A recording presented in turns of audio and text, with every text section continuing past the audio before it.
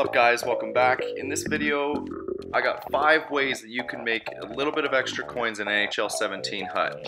Some of them are grinding for little less cash and it's just kind of one after another, and some of them are a little high risk, high reward with patience. So enjoy the video. Here's my top 5.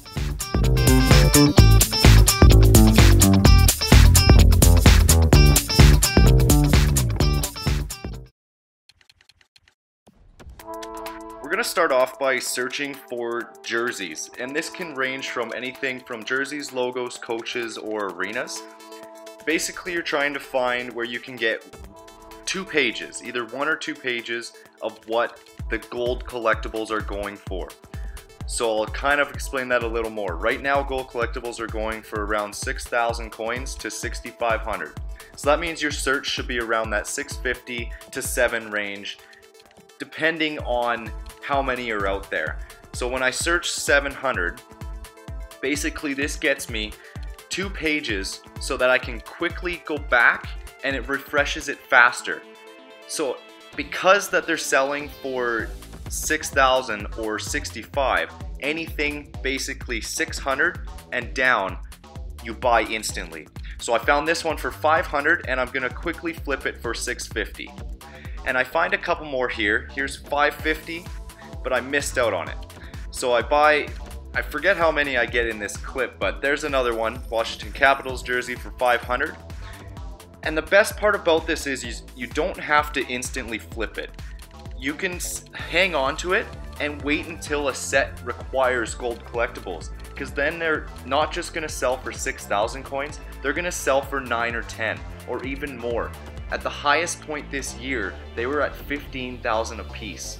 That was only for about that week that the sets needed. There was like 9 gold collectibles you needed to unlock these amazing players.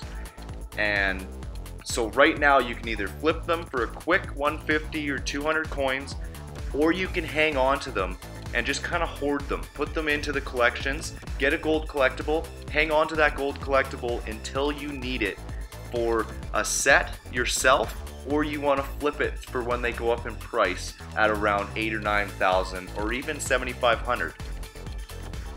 I know that kind of grinding for these jerseys, logos, coaches, and arenas can be a little frustrating, as it's a race for it every time just for a couple hundred coins, but it still can be a solid way to make a little extra coins, which is why I bring it in at number 5.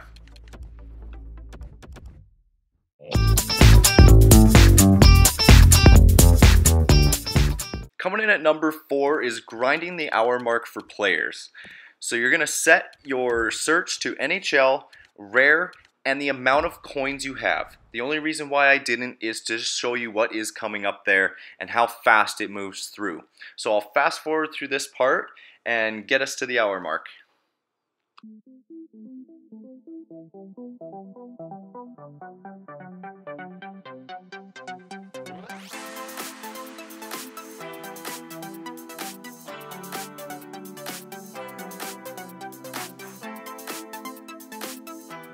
Alright, so in real time it takes about probably 3 to 4 minutes of tapping R1 constantly to go through the pages to get to this hour mark. But once you're here, 2 things. First of all, do not do this one if you don't know the market fairly well.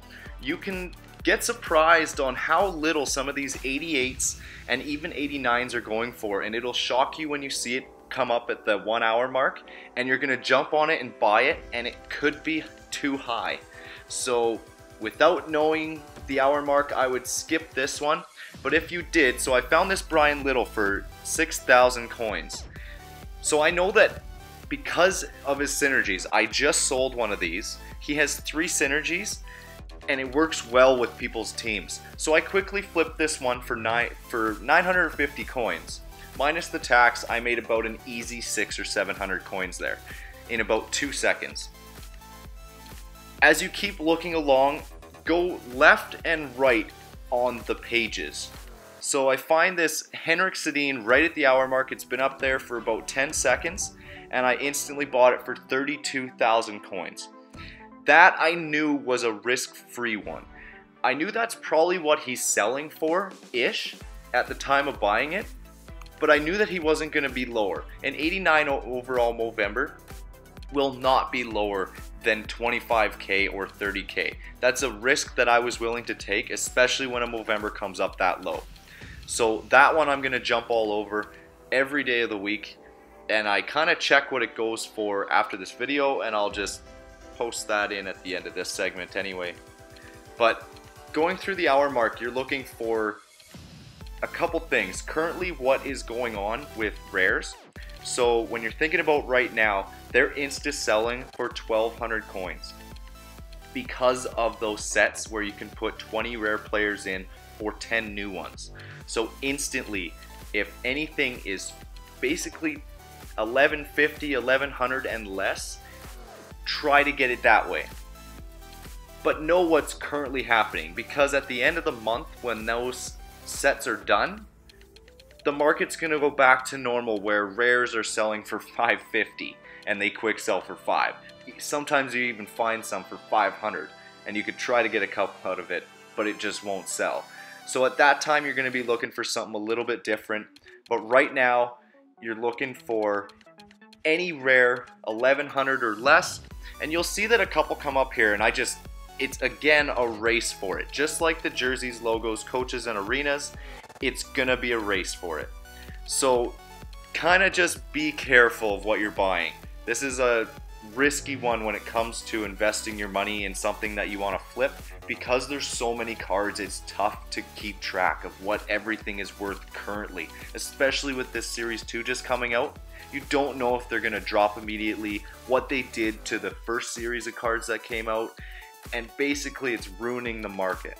So you're looking for something you're comfortable with, like Movembers, Team of the Weeks. You know that those quick sell for 5 grand, so if you find one for 6, you're only gonna lose 1,000 coins and probably not. So kind of cards like that. So finding cards that are low risk is kind of what our goal here is. So kind of grind it out. Remember not to hit that circle button. You're going to be pretty pissed off when you get dashboarded after that, and you got to do the R1 for another 3 minutes to come back. So be careful with that, and try to flip them right away, because if you keep sending them to collection, you're not going to be able to flip it as you're going.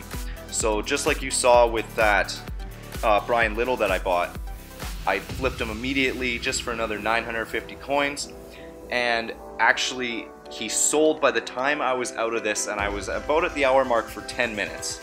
So try to find cards like that, be careful, and know your market before you come here.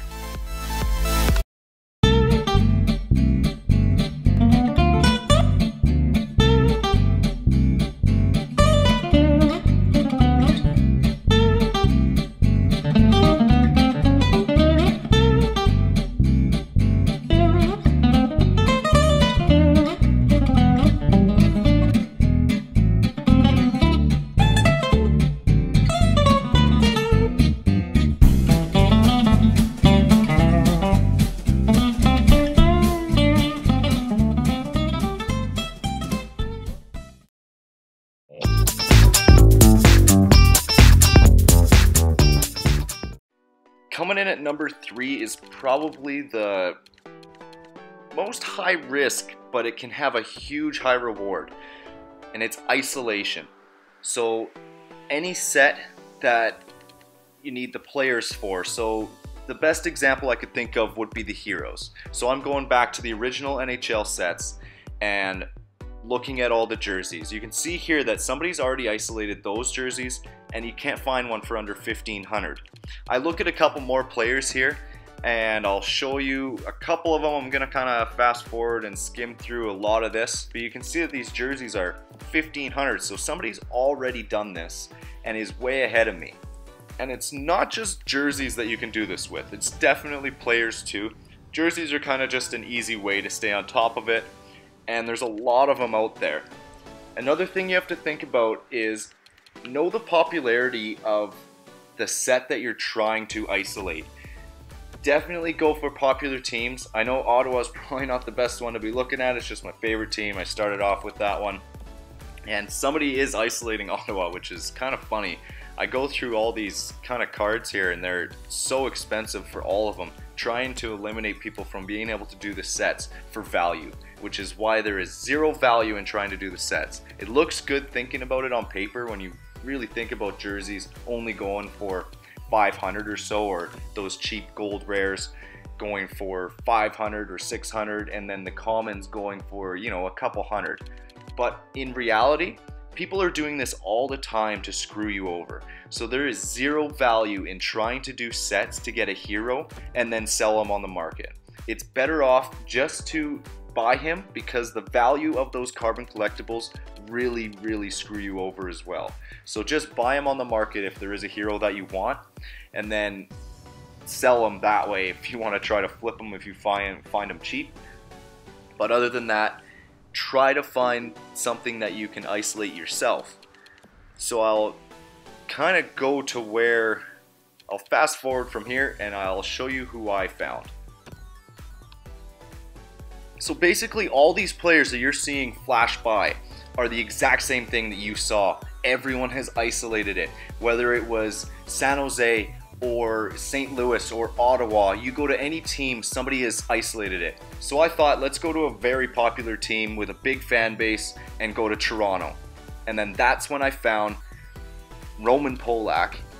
So as you can see here, when I search Roman Polak, there's only going to be two on the market. One's going to be for $11.50 and the other one's going to be for $12.95. It's a total risk of 2,445 coins.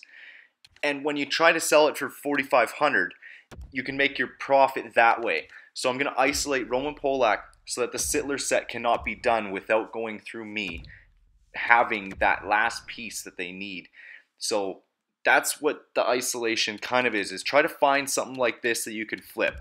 Just be careful that people will undercut you, and it's really annoying. You're going to lose less and less of your profit and sometimes even lose. So it's high risk, high reward. Try to find something like this and you can do very well for yourself.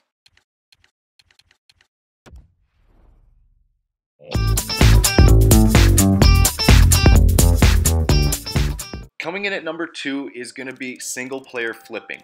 And what I mean by that is just try to find one player that you're very familiar with and know his price inside and out. So the days of the week, what does he sell for? On the weekends, what does he sell for? And then times. Everyone knows that, well, my time for mountain time would be 5 o'clock. Whenever those packs come out, his price goes down. So you want to buy him then, sell him overnight or on down days. For example, like Friday nights are a great time to sell. Not a lot of people on. It seems like they're doing other stuff. And then try to just get your value that way. So I looked at Jonathan Quick and Jeff Carter. I found nothing there. So I went to somebody that I know I just sold. So I found Joe Thornton. I sold 2 of these because I pulled 2 of them in packs. And I looked around and I saw that there was a couple grand missing off of a couple. So that one that just flashed by there at 12.5, that's the cheapest. And you look at 14.4 is the next cheapest. So right there, I can flip him within the hour and make about 1,500 coins, and that's minus the tax as well. So try to find stuff like that. Get familiar with a player that you're very comfortable with flipping, and the price is so important. Go someone within that 10 to 30,000 range, and don't go any more than that unless you know that it's a good sale.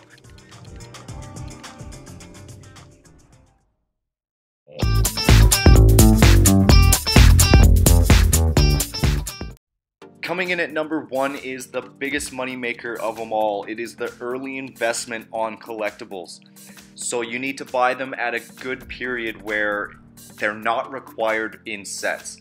So right now they are not, and you can get them for around that $55 to $57 or even $6,000 range, which is perfect. So if you can scrounge together about 50 grand and buy 10 of these, and then flip them when sets require them and they're selling for 9 or 10,000, you can double your investment on whatever you put in. So just try to think of it that way and make sure your timing is pretty good. Because if you can buy them here for low, the only annoying part is is that you have to wait until that set comes out, and that could be, for all you know or I know, a couple months. So you're kind of hoarding these and hanging on to them, but when that day comes where they're needed, it's going to be a huge payday. And the same thing goes for the carbon collectibles. It's just on a higher scale. So if I search a way bigger number, if I just put my minimum at about 20, let me redo that because I forgot to set the max.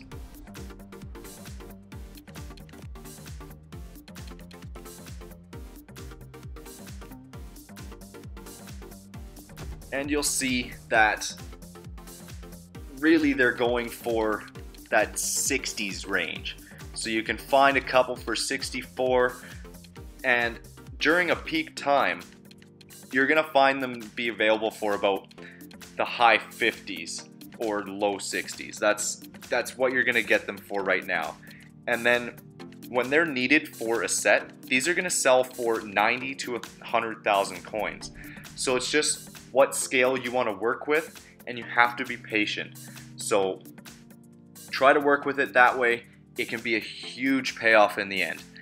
Anyway guys, if you like this video, please hit that like button and leave in the comments below if you guys have any ideas or any comments or questions. I'll do my best to answer them on how I make coins, and also hit that subscribe button and share this video. And we'll see you guys next time.